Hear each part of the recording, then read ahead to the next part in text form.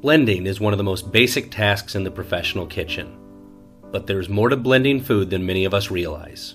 Most chefs would agree that bigger is better when it comes to motors, and our blender, a Waring Xtreme, has as big a motor as you can get before the lights in the kitchen start to dim. The design of the pitcher and the blades is critical. The blades don't simply cut the food down to size, instead they act in concert with the shape of the pitcher to compress, shear, and even cavitate the blending food. And flow is also important. A well-engineered pitcher, like the one on our Waring blender, keeps the food flowing past the blades without the need to plunge a spatula into the mix.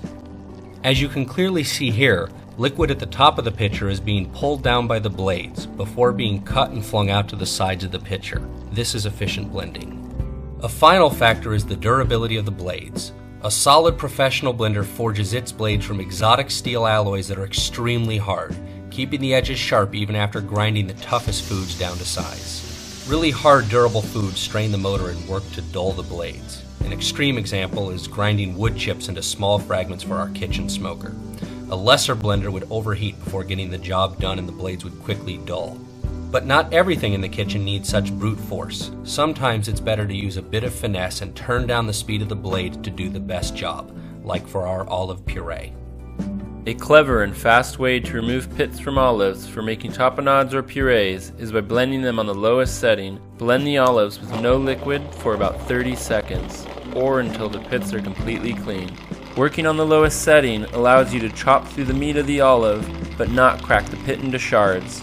Once you have blended the olives for about 20 to 30 seconds, you can empty them out into a container and separate out the undamaged pits. At this point, you are ready to make your tapenade, or you can return the olive meat to the blender and continue to blend into a puree. With the aid of Waring's high-powered motor, you can blend durable foods like raw carrots into a soup with nothing more than a little water and thyme. To do this, add clean and trimmed product to the blender and add just enough water to blend. Once the food begins to cook from heat created by friction, it is only a matter of minutes until it becomes a velvety smooth puree. But blenders can only puree something so fine, so blending for long periods of time will not yield an increasingly fine puree. However, the longer you blend the puree, the more the flavor will develop and change as it becomes hotter and further reduced. This is by far the easiest way we know how to make a smooth vegetable puree. In order to blend something like peanuts, which seem very dry but contain a large amount of oil, it is important not to blend too quickly. You will also need to consider the volume you are blending. Too little, and the peanuts are flung to the sides and never make contact with the blade. Too much, and the peanuts will stop flowing and the blades will free spin, at which point you will then need to scrape down the sides over and over, and this can become a huge waste of time. To blend the peanuts into a butter with minimal effort, start with about 600 grams of nuts on the lowest setting until they become fine pieces and begin to flow. At this point, you can begin to slowly turn up the speed. As a blender becomes warmer, the fat in the nuts begins to thin, and as this happens, the puree will begin to flow smoother and smoother. You can decide when the nut butter is finished based on how coarse or how fine you want your nut butter. These are just a few of the many amazing things you can do with the Waring Xtreme blender. With its powerful motor, excellent blade design, and lasting durability, the Waring Xtreme is a great addition to any commercial kitchen.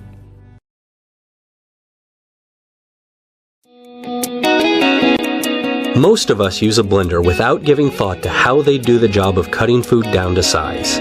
Like most people, you might assume that the fast-spinning blades cut the food directly, but blenders have a secret. Cutting is only important for the first stage of blending. Once the bits of food become small and begin to flow, unseen forces come into play. Truly powerful blenders, like this Waring Xtreme, generate hydrodynamic forces that impart the energy needed to turn even the toughest foods silky smooth. As the blade sweeps through the fluid at the bottom of a blender, intense shearing forces literally rip particles of food apart. But it's the seemingly benign implosion of bubbles that is truly violent. These forces are normally all but invisible, but using our high-speed camera we can slow time and let you see how blending really works. Initially, the impact of the blades cuts the food directly. This is important because for a blender to work, pieces of food must be small enough to start to flow under the stirring action of the blades. Does it flow? Is the answer to the question, will it blend?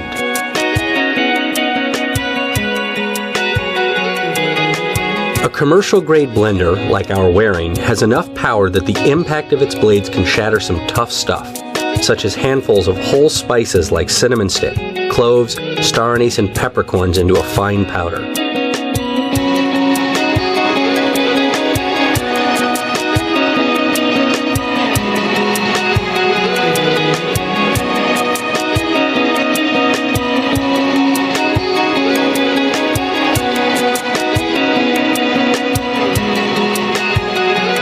Even a fistful of golf balls can be quickly cut into bits, but at some point, the pieces don't become any smaller for two reasons. As they shrink in size, the chance that the blades will hit them decreases.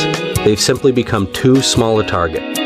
The second reason is more fundamental. As the pieces become smaller, it takes exponentially more kinetic energy to break them smaller still. At some point, the blade simply cannot hit the food hard enough. In the next video, we'll explore the hidden forces that do the real work of blending food smooth.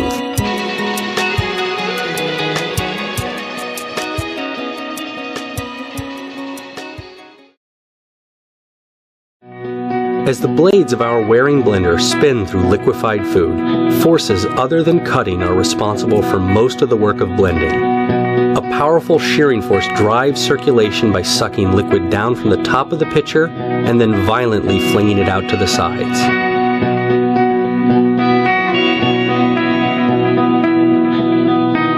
Here, as oil tries to slip past the fast-moving blades, the turbulence literally rips it into minuscule droplets that are dispersed into the surrounding liquid to create a rich, smooth emulsion.